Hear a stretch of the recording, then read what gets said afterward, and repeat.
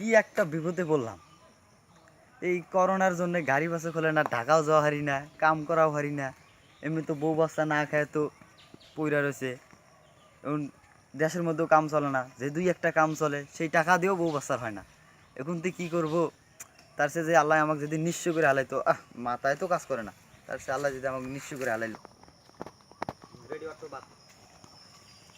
ভাই কি ব্যাপার এত চিন্তা করতেছো কেন? চিন্তা করতেছি ঢাকার মধ্যে যামু, ঢাকার মধ্যে বলে কাম খুব, সেই কাম করবার যামু, গাড়ি বাসে খোলে না এই করোনার জন্য।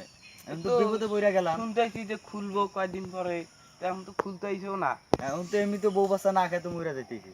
এখন কি করবো? তার সাথে যদি আমাকে আল্লাহ যদি একবার মাইরে হালে তো অনেক ভালো হতো। আরে কি কো ভাই, আমি তোমাকে একবারে একবারে অদৃশ্য করে দেখা।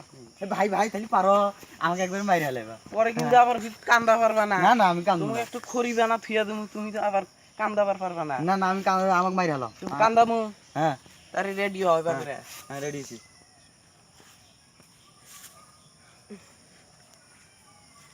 গার বানি নরম করবো। আচ্ছা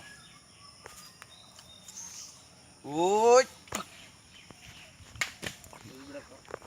ভাই দেখছো আমার খড়ি বানাইছে। এখন কি করমু? আমার বউ বাচ্চা কইও না, এমনি জানি খড়ি করবার যদি আইসে তাহলে আমাকে হাই দিলে আমি একবারে আরো মইরা যাবো। খড়ি এসে ভালোই আছি।